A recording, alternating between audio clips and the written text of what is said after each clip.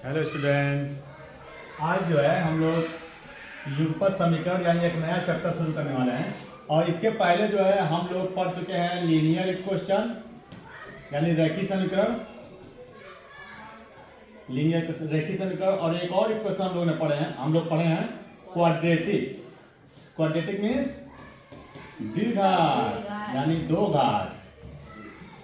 और आज हम लोग पढ़ेंगे साइमल्टेनियस इक्वेशन यानी युगपत समीकरण। आज हम लोग का ये नया चैप्टर शुरू होने वाला है और बहुत ही इंपॉर्टेंट है। अगर आपका ये साइमल्टेनियस इक्वेशन अगर आपका तैयार हो जाता है तो आप समझ जाइए कि आपका 10th तक जो है आपका ये क्वेश्चन आते हैं, एकदम सेम टू सेम आपका क्वेश्चन वही होते हैं, कोई डिफरेंट क्वेश्चन नहीं होता है, बिल्कुल एकदम सेम।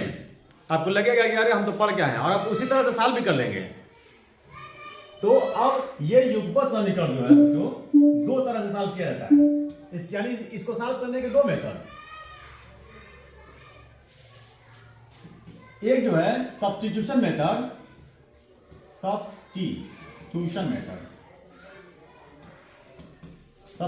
मेथड यानी विधि, और एक जो है आपका एलिमिनेशन मेथड, एलिमिनेशन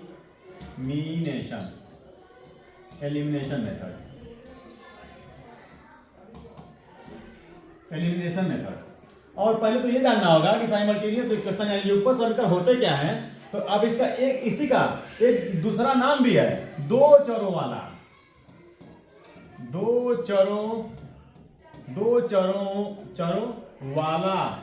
समीकरण। अगर दो चरों वाला रेखीय समीकरण, दो चरों वाला रेखीय समीकरण भी कहते हैं। दो चरों वाला मीन्स आप जो भी क्वेश्चन मिलेंगे समीकरण दिया जाएगा उसमें दो चर पद होंगे यानी एक्स और वाई, ए बी दो रहेगा, अलग अलग, दोनों सेम नहीं रहेगा। अगर दोनों सेम होते हैं, एक्स होते हैं, तब तो आप उसको रेखीय समीकरण बोलते हैं, लीनियर इक्वेशन बोलते हैं। लेकिन यहाँ पे सीधा दो चरों वाला ये समीकरण रहेगा यानी एक्स और वाई दोनों साथ चलेंगे, दोनों साथ रहेंगे आपके इक्वेशन में। और इक्वेशन क्यों कहा जाता है? क्योंकि आप जो है इक्वल टू का लेफ्ट और इक्वल टू के राइट में आप पद लिखते हैं, यानी बराबर लिखा होता है क्वेश्चन में, जो भी क्वेश्चन लिखते हैं। और इसको सॉल्व करने का जो है, अब यहाँ पे आप साइमल्टेनियस समझ पाए होंगे कि दो चरों वाला एक एक्स रहेगा और एक वाई, और वो ए बी के फॉर्म में भी हो सकता है, कुछ भी एम और एन के फॉर्म में होता है, ए से लेकर जेड तक कोई दो रहेगा। और दो से अधिक भी होता है, आप कंफ्यूज मत होइएगा, दो से अधिक भी होता है, तीन पद वाला भी हो सकता है, यहाँ पे जेड भी आ सकता है, सब आपका युगपत में ही आएगा। लेकिन अगर एक पद वाला रहा तो आपका लीनियर होगा या क्वाड्रेटिक होगा। चलिए, तो अब जब इसको सॉल्व करते हैं तो सॉल्व करने पर, और आपको याद होगा कि A X plus B Y plus C equal to 0, ये जो है इस समीकरण पे आधारित जो है आप इसको कर सकते हैं।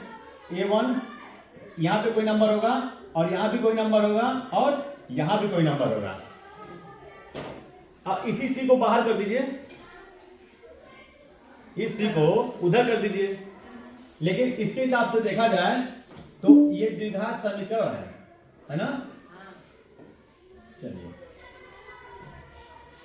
फिलहाल हम लोग देखते हैं कि इसको सॉल्व करने की कितनी विधियां, दो विधि, सब्स्टिट्यूशन विधि और एक, इसको कहते हैं बच्चों प्रतिस्थापन विधि। प्रतिस्थापन विधि, इसको क्या कहेंगे? उन्मूलन या विलोपन विधि।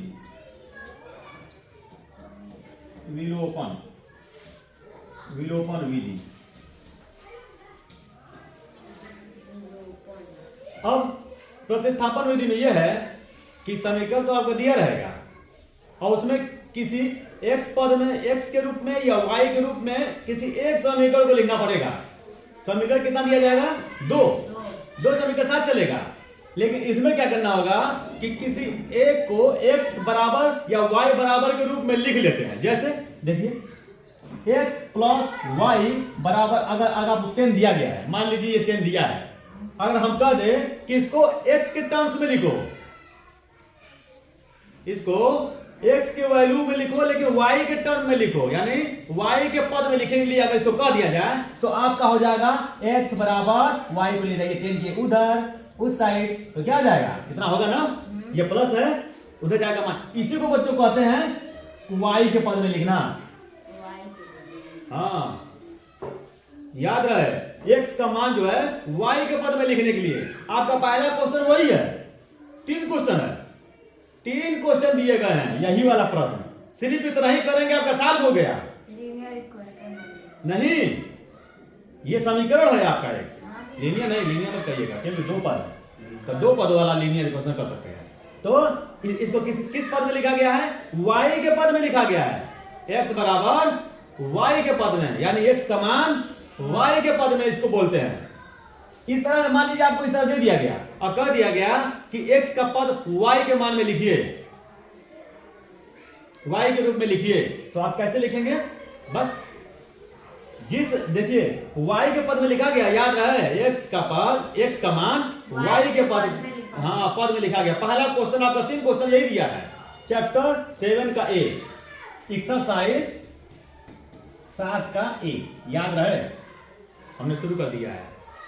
तो अब देखिए ये बताइए क्या लिखा गया है, y के पद में लिखा गया है x का मान, x का मान y के रूप में, अगर उल्टा कर दिया जाए तब y का मान x के रूप में, तो तब क्या होगा, x जाएगा ना उधर, हाँ। राइट में, तो y बराबर हाँ हो जाएगा। और एक चीज और याद रखिए बच्चों, अगर इसके साथ कोई नंबर होती है, इसके साथ अगर कोई नंबर है तो ये नंबर हमेशा बटे में होगी, याद रहे, याद आएगा, कर लेंगे ना।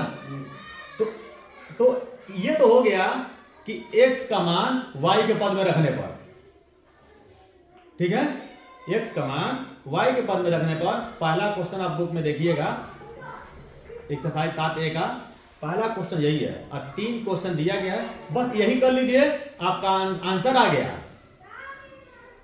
ठीक है। और दूसरा क्वेश्चन जो है y के पद वाला है, तो उन्हें कर लेंगे, वो भी कर लेंगे ना। तो चलिए, तो फिलहाल हम लोग को जो है समझना है कि सब्स्टिट्यूशन मेथड होता क्या है, तो यही चीज आपको आना चाहिए। अब क्वेश्चन देखिए,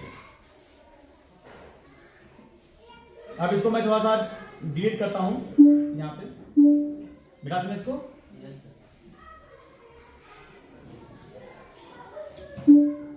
चलिए देखिए x plus y is equal to 6 और x minus y is equal to 6। ये अब देखिए हमने 2 क्या दे दिया, समीकरण दे दिया, यहाँ पे साफ साफ देख रहे हैं कि 2 समीकरण है, ये समीकरण हो जाता है जब बराबर करके दे दिया गया तो समीकरण है। इसका मतलब ही यही है कि जो इधर है वो 6 के बराबर है, दोनों को जोड़ने पर 6 के बराबर और दोनों को घटाने पर भी 6 के बराबर होना चाहिए, यानी राइट जितना है उतना ही लेफ्ट में भी है, ठीक है। तो अब देखिए इसको जब सॉल्व करते हैं, आप किस मेथड से सॉल्व करेंगे, प्रतिस्थापन विधि से। तो प्रतिस्थापन विधि में यही बताया गया है कि किसी एक समीकरण को x का मान के रूप में लिख लो, यानी y के पद में लिख लो या x के पद में लिख लो, जिस तरह अभी इसके पहले मैं लिख के आपको बताया था। तो चलिए किसको लिखा जाए, पहला वाले को, यहाँ लिखिएगा समीकरण 1 और यहाँ लिखिएगा समीकरण 2। तो यहाँ पे आप क्या लिखेंगे कि समीकरण 1 को एक y के पद में लिखना है, तो x plus y equal to 6, x का मान y के पद के रूप में, तो ये बताइए 6 माइनस वाई होगा कि नहीं होगा, होगा ना। तो हमने समीकरण 1 को यहां लिखना पड़ेगा आपको, समीकरण 1 को x के मान के रूप में लिखने पर या y पद के रूप में लिखने पर, y पद के रूप में लिखने पर, तो ये हमने लिख दिया है। अब यही x का मान, इसी x के मान को दूसरे वाले में रखना होगा आपको, जो x बराबर आया है जो मान, वही दूसरे वाले में रख देना है x के जगह पे। तो यहां पे देखिए, यहां पे put the value of x in equation, किसमें रखना है, दूसरे में ई क्यू लिख दिया तो इसका मतलब मैंने समीकरण लिख दिया। समीकरण तो समीकरण 2 में रख दिया जाएगा। अब समीकरण 2 को तुरंत कॉपी कर लीजिए, देख लीजिए। और समीकरण अब x की जगह पे क्या लिखना होगा, ये लिखना होगा, ये 6 माइनस y इक्वल टू 6 हो गया। अब इस 6 को उधर ले जाइए तो 6 माइनस 6 बराबर 0। अब y 1 माइनस दोनों y माइनस है तो कितना हो जाएगा 2y होगा ना। ये दोनों माइनस है तो दोनों जुड़ेगा तो 2y हो गया।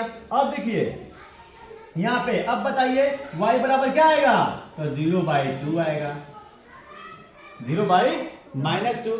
तो ओवरऑल इसका आंसर आ गया 0। y का मान 0 आ गया। यहां पे y का मान 0 आ गया, एक आ गया ना, एक का मान आपका मिल गया। यानी यहां पे आपको पता चल गया कि आप देखो बच्चों, यहां पता चल गया कि ये 0 है। y क्या है, एक अंक आपको मिल गया कि 0 है, दूसरा वाला। अब x का मान ज्ञात करना है, अब x की वैल्यू जो है फाइंड आउट करना है, ठीक है। तो अब क्या करेंगे, जो y का मान यहां पे आया है 0, ठीक है, इसी y का मान समीकरण 2 में रख लीजिए या 1 में रख दो, किसी में रख सकते हो कि दोनों में से जो y का मान आया है 0, चाहे 1 में रखो या 2 में रखो, हाँ तो कोई बात नहीं। देखिए अब जो आपकी वैल्यू आई है y इक्वल टू 0, तो अब लिखेंगे कि पुट द वैल्यू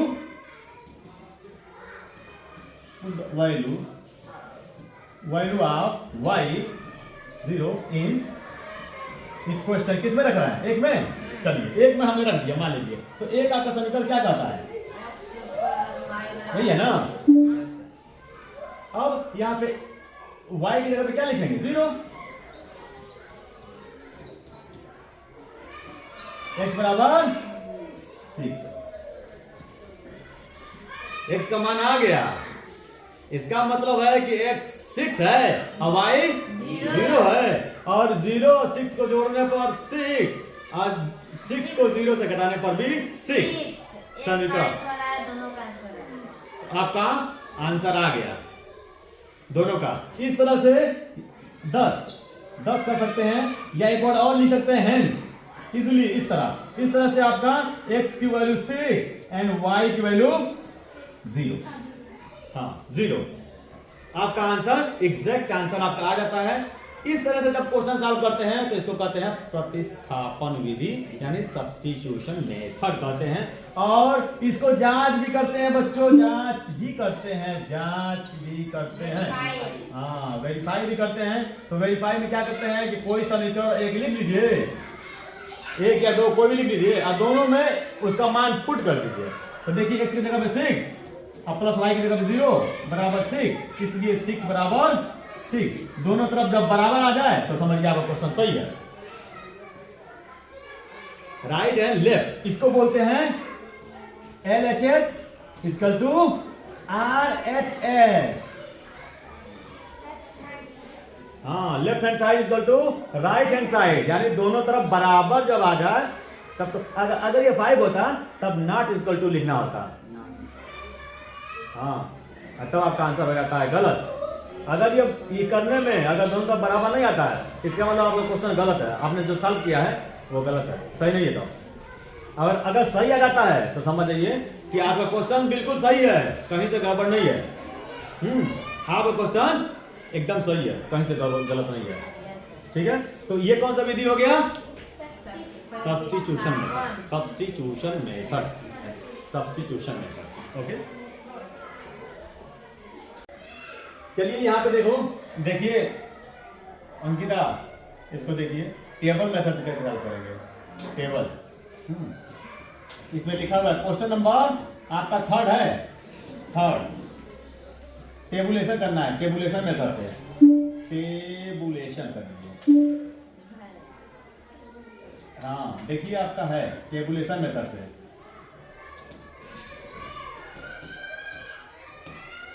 अब इसमें सबसे पहले क्या करेंगे कि समीकरण, ये क्वेश्चन आपका 1 है और ये क्वेश्चन 2 है। तो सबसे पहले 1 क्वेश्चन आप लिख लीजिए। 2x plus Y equal to 0। और यहाँ हम बना देते हैं एक टेबल। टेबल है कि नहीं इसमें कहीं? टेबल होगा। 5 लिखें। हाँ 5 है, 0 नहीं। यहाँ इसमें कहीं टेबल कहाँ से लिया जाए?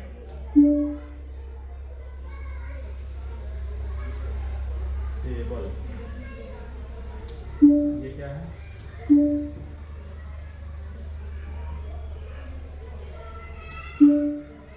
कुछ और ये टेबल तो बनाना पड़ेगा।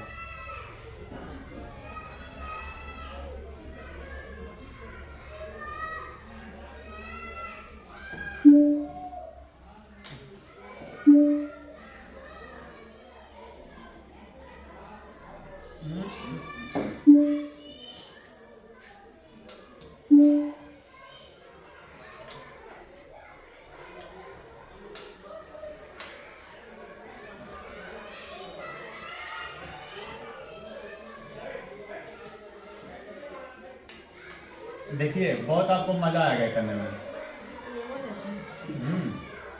टेबल बनाइएगा 9। कितना हुआ? ये x लीजिएगा, एक तो y लीजिएगा। 1 2 3 4 5 6 7 8 और अगर 9 इसी में कर देते हैं। वहाँ पर करिए लास्ट में। ओके नहीं 9 बॉक्स 1 2 3 4 5 6 7 8 9 10 हो गया। इसको हटा देते हैं, इसको। ठीक है 9 हो गया। चलिए अब इसमें क्या करना होगा? आप इसको सीधे जो है 1 से लेके x में 1 2 3 4 0, फिर -1 -2 -3 एंड -4 तक नंबर लिख लीजिएगा। x के वैल्यू मान लीजिएगा x में। इसी तरह लिखिएगा।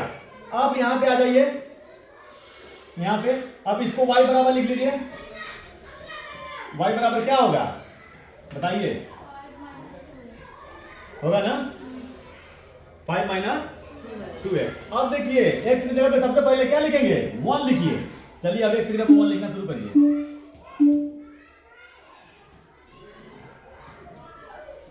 1 कितना आएगा? 5 माइनस 1 कितना आएगा? x की वैल्यू कितना आ गया? 4। अब इसी की जगह पे 1 की जगह अब 2 लिखिए। कितना आएगा बताइए जल्दी से? 5 से घटाएंगे। हाँ घटा के 1 आएगा। चलिए 1 हमने लिख दिया। और बताइए 3 रखेंगे तो हाँ बताओगे तो कितना आएगा? अरे यहाँ पे x की जगह पे 3, यहाँ पे 3 होगा तो 3 दूनी 6 और 6 घटाइए 5 में से तो माइनस। अब 4 लिखेंगे तो क्या दुनिया 5 में 8 घटा दीजिए -3। अब 0 लिखेंगे तो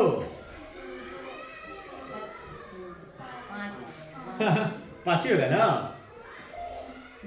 फिर -1 लिखेंगे तो क्या होगा? तो माइनस प्लस हो जाएगा ना। अरे यहाँ पे हम इसको -1 करेंगे तो माइनस गुणा होगा तो प्लस हो जाएगा ना ये। तो कितना होगा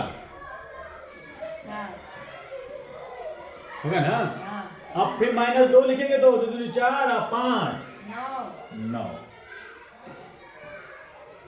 और बताइए 11 6 5 11। और बताइए आगे 8 5 13। तो ये बन गया एक समीकरण पहला वाले का टेबल बना दिया। अभी पहला वाले का टेबल बन गया आपका और मुझे नहीं लग रहा है कोई दिक्कत हुई होगी। एक टेबल। अब दूसरे वाले समीकरण का टेबल बनाना होगा। इसका टेबल अब हम लोग बनाएंगे। एक का बन गया। चलिए नंबर 2 है आपका 3x minus Y equal to 10 है बच्चों 10। तो इसका भी एक यहाँ पे टेबल बना देते हैं।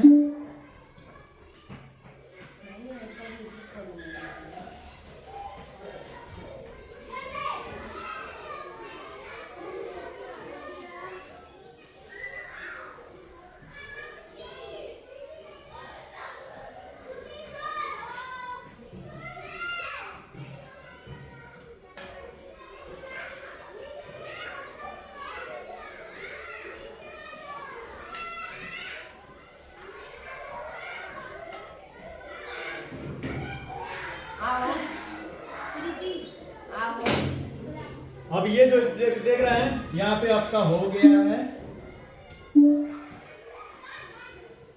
तो जिस तरह पहला बनाया गया था जस्ट उसी तरह से दूसरा वाले भी कर लीजिए। तो दूसरे वाले में चलिए हम लिख लेते हैं 1 2 3 4 0 1 2 3 4 भी लिखना होगा। 4 उधर वाला एक आगे है, मान लीजिए एक आगे है। अब इसको भी उसी तरह लिख लीजिए जिस तरह से यहां पे आपने लिखा था -y इक्वल टू क्या होगा 10 - 3x। तो सबसे पहले क्या रखेंगे 1 ना, x का मान तो 1 रखेंगे तो क्या होगा 7 आएगा ना 7। अब देखिए माइनस है क्या वो माइनस है करना जीरो के। उधर वाला, हाँ ये सब माइनस में हो रहा है। चलिए अब ये कितना होगा बताइए मान इस यहाँ पे जब यहाँ 1 लिखोगे तो 3 करे 3 और 10 में 3 घटा दो कितना आएगा 7। अब देखिए इधर माइनस है, दोनों तरफ माइनस नहीं है, एक तरफ माइनस है, इसीलिए आपका आंसर माइनस में रहेगा, याद है। ठीक है, जब एक तरफ माइनस रहेगा तो आपका आंसर हमेशा माइनस में रहेगा और दोनों माइनस रहेगा तो माइनस प्लस हो जाएगा तब आंसर। तो यहाँ कितना आया -7। चलिए अब 2 रखिए -4 3 रखिए x की जगह पे तो 3 3 के 9 10 में से 9 यानी -1। और बताइए और कितना -2 देख के, क्योंकि अब 4 रखोगे तो 4 के 12 और 10 में से 12 घटाएंगे तो आंसर आएगा -2। अब दोनों तरफ माइनस आ रहा है, याद रहा है दोनों, हाँ तो +2। चलिए आगे बताइए यहाँ अब रखिए 0 तो 0 रखेंगे तो 0 हो जाएगा तो आपका आ जाएगा -3 होगा ना। 0 से मल्टीप्लाई करेंगे 3 में तो 0 हो गया। अब बच गया सिर्फ 10 और 10 इधर माइनस है तो माइनस उधर चला जाएगा तो इसलिए 10 माइनस हो जाएगा। अब यहाँ रखिए -1 तो माइनस मिल के प्लस तो 10 3 13 और 13 है इधर से माइनस वाला ट्रांसफर हो जाएगा तो हो जाएगा -13। आगे बताइए अब -2 रखिए 2 नहीं 6 ना 2 3 6 और 10 और 6 16 -16। हाँ अब आगे रखिए -3 रखिए तो 3 3 के 9 -19। Very good. आगे 12 कितना -22। Very good. चलिए -22 हो गया।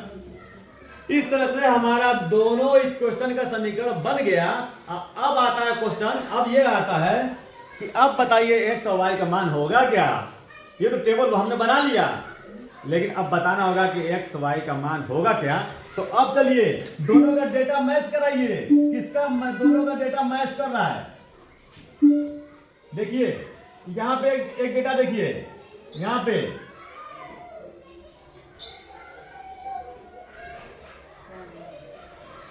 x यानी x का मान 3 और y का मान 1 -1। यही दो डेटा हैं दोनों टेबल में जो सेम है। देखिए पूरे में देख रहे हैं ना, तो आपका सॉल्व हो गया, आपका आंसर आ गया। बस यही देखिएगा कि दोनों में कौन सा x y दोनों में मिल रहा है, सेम हो रहा है। जिसका सेम होगा वही आपका आंसर होगा। और देख लीजिए 3 x का मान 3 है और y का मान 1 है समीकरण 2 में, और समीकरण 1 में यहाँ भी 3 है, यहाँ भी -1 है, इसलिए दोनों का सेम है। तो आपका x का मान y और y का मान -1, यही आपका आंसर है। तो इस तरह से टेबल के मेथड से जो है आप x और y का मान देखिए बड़ा आसानी से आ गया। लेकिन टेबल के माध्यम से है तो इसलिए आपको उसी माध्यम से आपको लगाना है, टेबल के मेथड से ही लगाना है इसको है। टेबल। हाँ, इसमें न प्रतिस्थापन विधि और न विलोपन विधि, दोनों में से कोई नहीं। फिर टेबल जो बना लिया वो लगा लिया, और हो सकता है कि ये कहीं और मैच कर रहा हो, कोई दूसरा नंबर मैच करेगा, लेकिन कई मैच नहीं करेगा, याद रहे, कोई एक ही मैच करेगा। देखिए 3-1 और 3-1 बस यही मैच कर रहा है, और बाकी देखिए कोई मैच नहीं कर रहा है, कोई मतलब समान नहीं लग रहा है, मैच मतलब समान नहीं लग रहा है जैसा, देख रहा है ना। तो आप टेबल तो बना लिया, बना के फिर आपको मेन आंसर देखना है कि आपका आंसर क्या होगा। कौन सा एक दूसरे से? हाँ, एक दूसरे से मैच कर रहा है, दोनों समीकरण का जो टेबल बनाया आपने अलग अलग, जो मैच करेगा वही आपका आंसर होगा। x का मान 3 और y का मान -1। इस तरह से आपका क्वेश्चन हो जाता है सॉल्व। तो 2 क्वेश्चन आपके बुक में दिया हुआ है। क्वेश्चन नंबर 3 इस एक्सरसाइज का